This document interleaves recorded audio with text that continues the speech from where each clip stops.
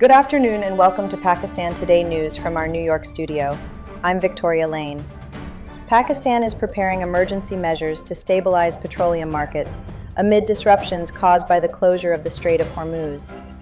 Government officials say a range of contingency plans is under review, including weekly fuel price adjustments, compensation for oil companies facing rising insurance and freight costs, and even potential work-from-home policies to reduce fuel consumption. Authorities say the country currently has nearly a month's worth of petrol and diesel reserves, but high import costs and shipping challenges remain a concern. Officials are also exploring alternative supply routes, including arrangements with Saudi Arabia, as a cabinet committee works to ensure energy markets remain stable and supplies uninterrupted. Meanwhile, Finance Minister Mohammad Aurangzeb says Pakistan does not face an immediate fuel shortage, despite growing uncertainty stemming from the conflict involving the United States, Israel, and Iran. According to the Finance Ministry, petrol and diesel stocks are expected to last roughly 28 days, while LPG and LNG supplies are estimated at around 15 days. The minister has urged the public and industry to conserve fuel as a precautionary step, while the situation in global energy markets remains volatile. The state bank governor has also warned that international oil prices could climb to $100 per barrel if tensions continue, but added that Pakistan's foreign exchange reserves remain stable and are showing signs of improvement. In another development, international nuclear authorities have unanimously approved new safeguards for Chashma Unit 5, Pakistan's upcoming 1,200-megawatt nuclear power reactor. The Foreign Office says the agreement with the International Atomic Energy Agency highlights global confidence in Pakistan's commitment to safe and peaceful nuclear energy. Once operational around the year 2030, the plant is expected to significantly support the country's energy security and climate targets. Pakistan already operates 6 nuclear power plants, supplying clean electricity to the national grid.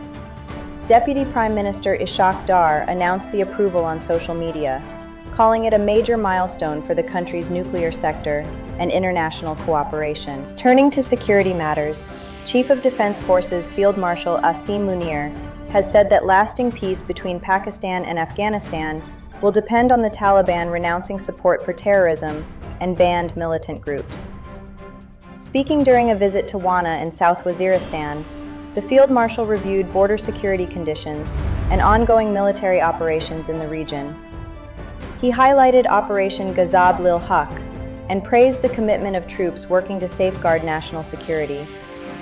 Munir warned that militant groups using Afghan territory to launch attacks on Pakistan will face decisive action unless Kabul provides verifiable guarantees that its soil will not be used for terrorism. In Islamabad, the government has criticized the opposition's decision to boycott an in-camera national security briefing convened by Prime Minister Shehbaz Sharif. Officials say the meeting was intended to brief political leaders on sensitive regional developments, including the situation in Afghanistan and escalating tensions involving Iran. Our Islamabad correspondent Sarah William has more. Government officials say the national security briefing was designed to build political consensus during a period of growing regional uncertainty. Coalition leaders attended the closed-door session, where they were given detailed updates on security operations and diplomatic efforts.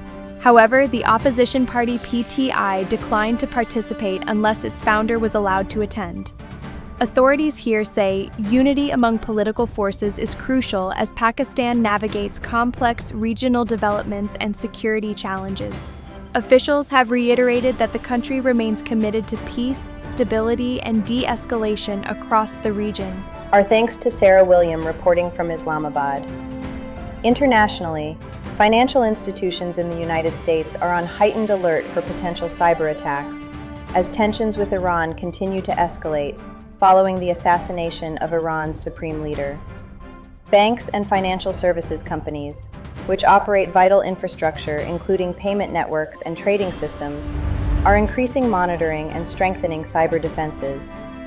U.S. intelligence officials warn that Iran-aligned hacktivist groups could attempt disruptive but limited attacks, such as distributed denial-of-service operations. Analysts say the broader geopolitical crisis could also indirectly impact global markets through rising oil prices and increased volatility. And finally, in sport, New Zealand has stormed into the final of the 2026 ICC Men's T20 World Cup after a commanding 9-wicket victory over South Africa in the semi-final in Kolkata. Opening batter Finn Allen delivered a historic performance, smashing the fastest century ever recorded in a T20 World Cup. Allen remained unbeaten on 100 from just 33 balls, guiding New Zealand to victory with more than 7 overs to spare. Tim Seifert also contributed with 58 in a dominant opening partnership. New Zealand will now face either India or England in Sunday's final in Ahmedabad. That's all for now. You're watching Pakistan Today News. I'm Victoria Lane.